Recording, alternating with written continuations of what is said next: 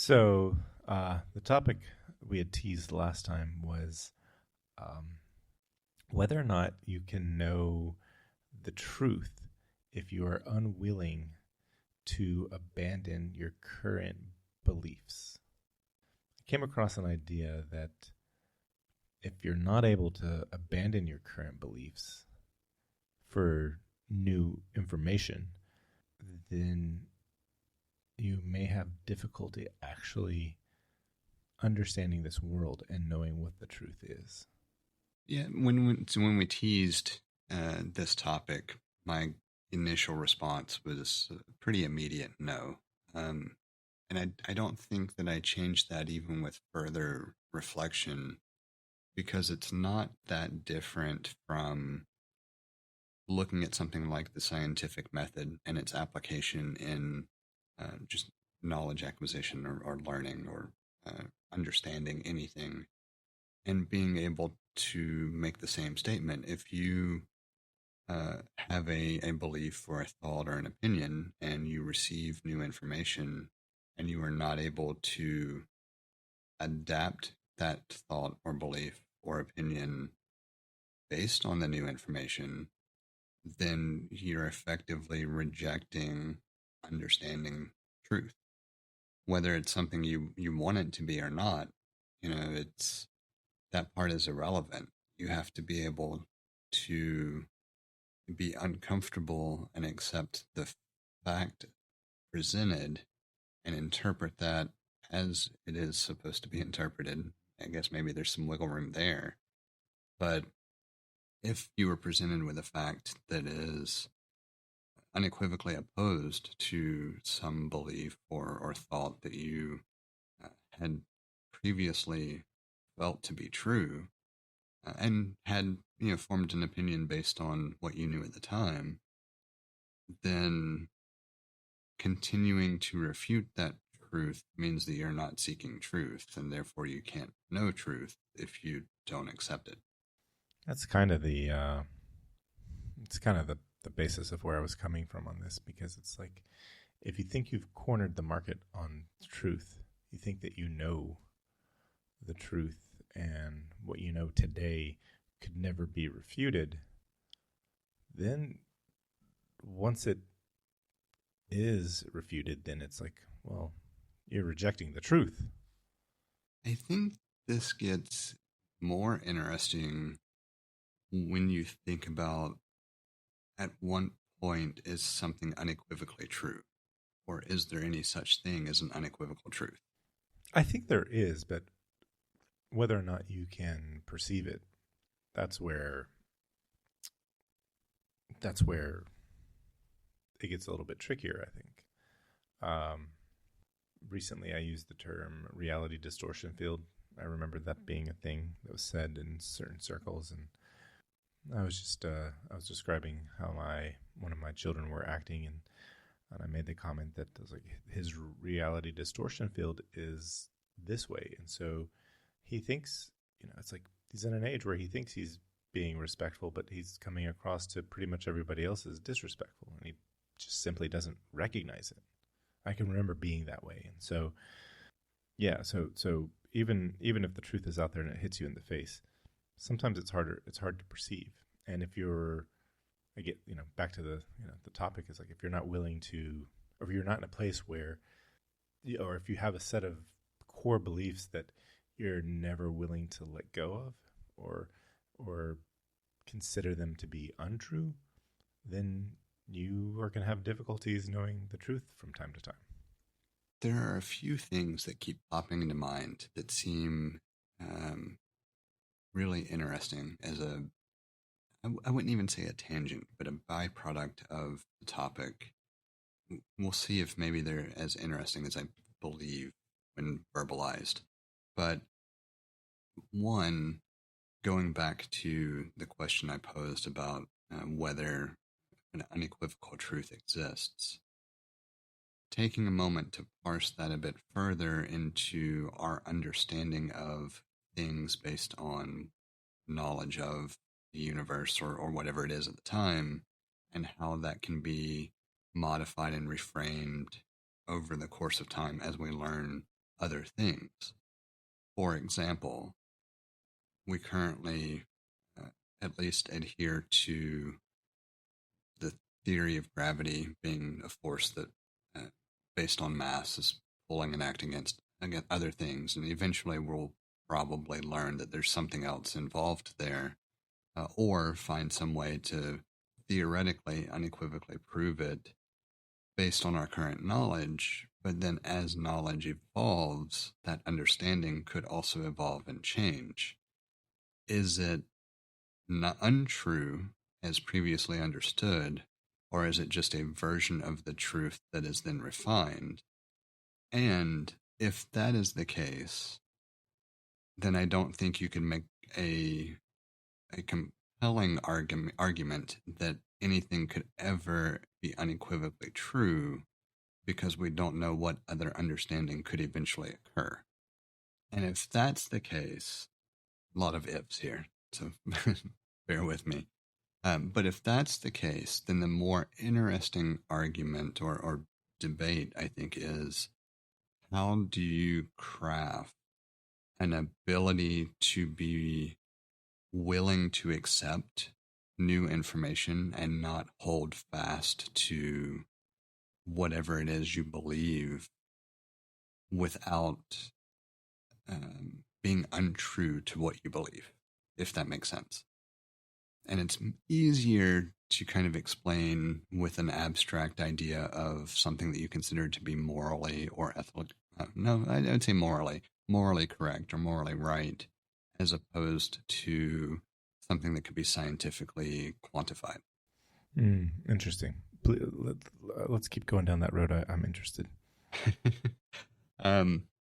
Well, I want to pull that. I want to pull that string out of that sweater. I want that sweater to unravel. Well, part of what really prompted the thought is, if I hold life to be valuable, and therefore find it to always be immoral to take a life, regardless of circumstances, regardless of knowledge or understanding, but taking a life is immoral. It could be justifiable. That's a whole different tangent you could take, but that doesn't recognize the truth or untruth of whether it is morally right or not right. And that's more the specific question here. So if you have a belief that it is immoral to take a life, and then eventually learn that there is no inherent value other than what we ascribe to life, because there is no reincarnation or afterlife or other presence or state following current life, you would think that the awareness or recognition of that termination of something maybe reduces the weight that you applied to the morality of taking a life, or maybe it increases it because it's more precious. Like, you could go either way. But the point is that that discovery or that understanding could have a bearing on this moral idea. But if you hold this moral idea to be true and are not wavering on this idea, could you still understand the truth of the situation? I'm not sure how to respond now. It's an extremely abstract idea. I get that. And intentionally so, because I think we could argue pretty straightforward about something like, gravity or being a decent human being with regard to political disputes or labels or any number of other things that we can quantify and refine. But when you start talking about a philosophical belief or an ideological belief, I do think there is a way to acknowledge the reality or truth without compromising that belief, as long as you recognize it and continue to hold that belief as a result of that belief itself, and not as a result of some interpretation of the knowledge at hand. Kind of a long way to get to that summary, I suppose, but I think so. I think what really prompted this thought is like, I know folks that at the end of the day, they believe certain things that they're not willing to say could be untrue. Like their devotion to the belief is so strong and so intrinsically a part of their identity that there's it's, at this point is causing them to make decisions that are against the actual beliefs that they hold because they believe they have these beliefs that can't be changed. It's like there's a cascade effect that it's like they have clung to their belief system so strongly that they don't even realize that they are the antithesis of of some of their beliefs, because they feel like some beliefs are tied up in a certain way. I'm not doing a good job of explaining this. I think that if you understand, the context that I'm not, purposely not giving, I think if you assume that, you can understand what I'm talking about. But it's, I'm trying to figure out how to say this without giving that context. But it's like, yeah, I know where it stems from to an extent, for sure. And I was trying to think of a way to phrase it that could be generic in general. Seems like an oxymoron. it's like you have this belief system, and the belief system has a lot of different parts to it, and you focus on certain parts of that belief system, or certain parts of that belief system they're very much being exploited. And to the extent that you're getting people who believe a certain way about things to, in one regard, go against what they believe to uphold certain other beliefs that they have that are related. That might be, that's still pretty abstract or generic, but for the sake of trying to make it easier to kind of talk through, let's take crime as an example. It's a good example. It's a great example. Over the past couple of years, maybe only year and a half, either way, statistically proven, without a doubt, violent crime rates are declining across the board. There are certain petty crime rates that are kind of fluctuating in ways that may or may not be higher or lower. There's some debate on the way some things are classified. But in general, violent crime is down, significantly down as opposed to the pandemic era. And at the same time, various groups of individuals are really hammering down on the thought that horrific violent crime is everywhere. You could be next, and it could happen 3 or 4 times a day, kind of thing. Like that's the rhetoric. And where I'm going with this isn't that group of people. It's the people receiving that message who are interpreting it as reaffirmation of their view that the world is dangerous. And it's more that they're not willing to accept the fact from lowering crime rates in wake of the reaffirmation of their belief by unfounded data coming from somewhere else. So it's a good case point of these people are not willing to question their inherent belief that society at large is dangerous in the wake of factual information, because someone that I wouldn't even say look up to, but someone that they acknowledge as a viable source of information is promoting an alternative that is untrue, but reaffirms their belief. And so it creates a good kind of example of the specific thing that you presented with the question, right? Like if I feel the world is dangerous and unsafe, or I feel unsafe in the world, however you want to phrase that piece, and I am presented with knowledge that crime rates are actually down, and this neighborhood or this area or region is safer than it's been in X amount of time, or over the past 24 months, these are the types of crimes we've had in the area, and none of these are the types of crimes that I'm worried about. But if I refuse to accept that information as truthful or factual, to change my current belief that walking out my door could get me shot at any moment, then I simply do not acknowledge the truth in any way, shape, fashion, or form. And I cannot know the truth because I am continuing to purposefully withdraw into this reality that I've created for myself. Yeah, while you were speaking about that, it also made me think that something that goes along with that mentality is that to rationalize that you do, or to convince yourself that you do believe in the truth, that you are searching for truth, is cherry picking for certain things, certain truths that are out there that support what you already believe. And if you're doing that, then you, well, those individual facts may be true, and when you put them in a whole and looking for a whole picture or a whole truth, the whole reality, it may not correspond with what you're expecting to find. So it's with the case of crime as an example, it's like, well, if you say, if a crime happened on your street today, then you can say, well, crime is up a huge percent for today.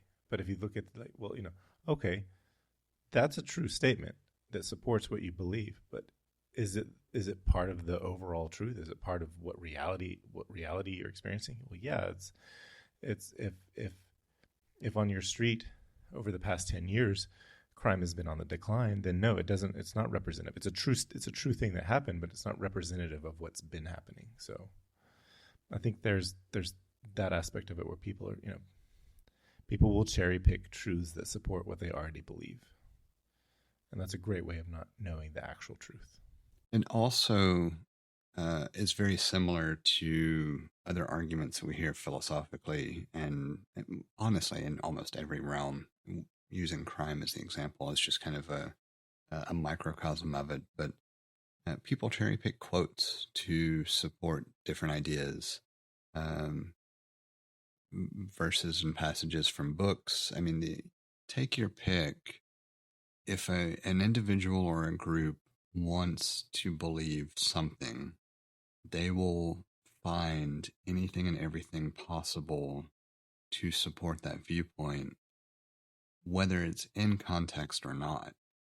And to make it more frustrating for those people who actually want to seek out something that is truthful, is that often it's obscured almost intentionally. I don't want to put any maliciousness to it, but in some cases it's absolutely malicious. But well, I think in many cases it's malicious. But let's for the sake of argument, let's say consider the ones that are not. Yeah, and what I was going to say is that a lot of times I think it's just ignorant. I think people will copy things that reaffirm beliefs and ideas without digging into whether it's factual, and they see it sounds good, it reaffirms the belief, copy paste, and then so what if down the line someone finds out that it's fake or generated or pulled out of context or whatever? Doesn't matter at that point. You've had your moment of reaffirmation, or you've gotten that endorphin hit, right? And so it's difficult to, or maybe not difficult. It's interesting to think about at that moment in that particular state. As far as that person knows, they were echoing truth. The drawback is that a lot of people stop it there. They don't want to actually know or understand. They just want that moment of reaffirmation and move on, and then get another moment and another moment, etc. If we were to go back to the original question, and I think it has to go a step further, you have to not only be willing to discard a currently held belief or thought, you have to be willing to take those things that seem to reaffirm what you believe and examine them more than just the microsecond that it takes to read it. And see if it's actually factual. Is it actually supportive of what you think it is supportive of? Which I also apply to new information. So maybe the better way to phrase it would be, you have to also have the inquisitive mindset to be able to just question everything that comes through and either reaffirm based on source and a little bit of a deeper dive into the information presented, or be willing to accept the things that oppose you at the same face value that you accept the things that reaffirm your thoughts and beliefs. Does that make sense? I think I can actually rephrase it even shorter into, you have to be willing to apply the same level, the same litmus test to things that support your ideas and things that oppose your ideas. And if you don't take one with the same weight as the other, then you're doing a disservice in trying to understand the truth. Fuck it. Take both the red pill and the blue pill at the same time and see what happens. You know, I wonder why that was never a take. I mean, at least give us an outtake with both. Yeah. I feel like that was too serious of a. I don't know. It didn't seem like it didn't seem like the kind of movie that's going to give you outtakes. But yeah, I was just going to say, I think that's. I say that because it's, well, to be funny, but also it's just the idea that everything that you know could be wrong. Like, I feel like there's a lot of liberation in the belief that everything that you know could be wrong, and what's important is identifying what's important to identify as right or wrong versus like letting things go and being okay with what's ignorant. And you know what? If you want to have a litmus test for that, I think that's a great idea. And your litmus test should be, am I being a decent person? Is this belief, is this thought, am I being a decent person? It's like, and what do I do to be a decent person? Like, how do I handle this information and be a decent person? Because I think at the end of the day, if you're being a decent person, you're probably doing something right. I certainly don't disagree. The one thing that just kind of floated to mind is real similar, but a slightly different maybe take on it, where there's a difference between being able to recognize the truth and accept the truth and pursue the truth, and being a functional and decent part of society as well. Those don't necessarily have to go hand in hand. You can reject anything that you want to reject as truth and still pursue the being a decent person pathway, for lack of better phrasing. Just like you could also accept everything that's true and not be a decent person. I think the more important piece is to be a decent person, for sure. But in the pursuit of knowledge and understanding, there's an element of being able to be okay with things that are unknown that drives happiness with being a decent person. That's an interesting dynamic that is, I think, often missed. And to put it in a slightly more maybe understandable term, let's just say, for the sake of the example, Christianity is completely wrong, got it all messed up, and the reality is going back to the Greek pantheon with multiple different deities over different areas, etc.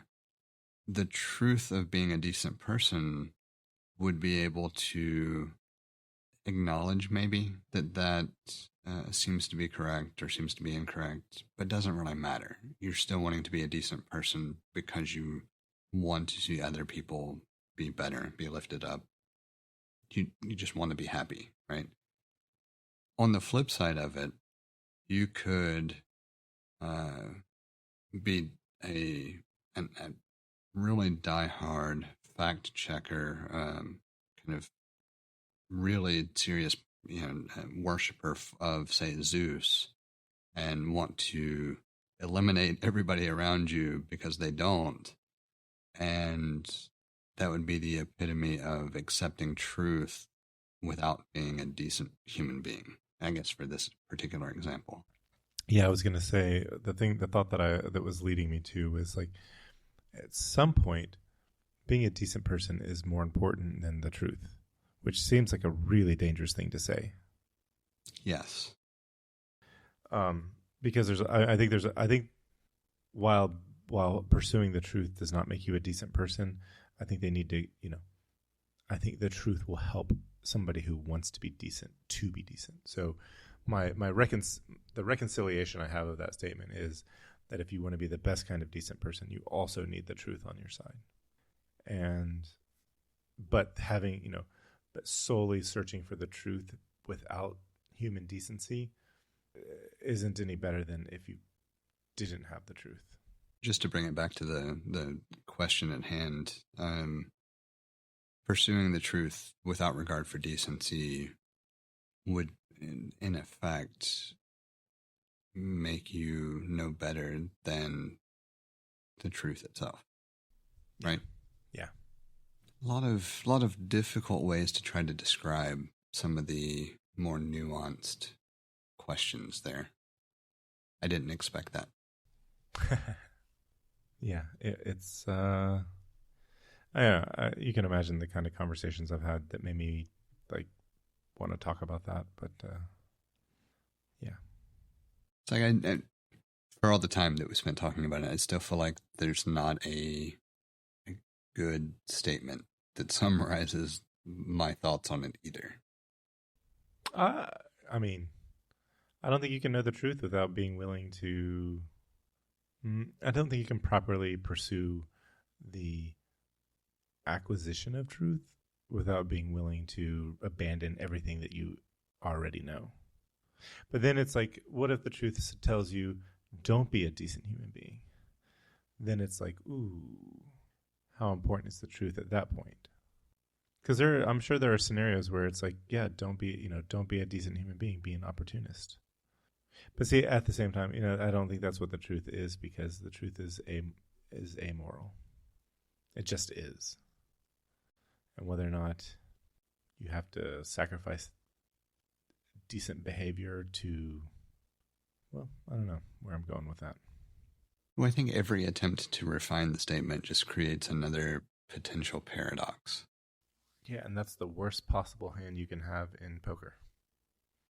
We have a number of different ways set up for you to get in touch with us to provide feedback, ask questions, or just comment in about something we've discussed. You can hit us up on Twitter or Instagram at untitled_hosts, or shoot an email over to untitled.hosts@gmail.com. Or get in touch directly with Jesse at jthart.com, or get in touch with me, John, via telepathy. If you would like to support our work or are interested in listening to our new after show feed, head over to patreon.com/theUntitledPodcast and take a look at the options we have set up. Thank you for listening. We hope you've enjoyed the show. And we hope to connect with more of you as we continue this journey. That's a wrap.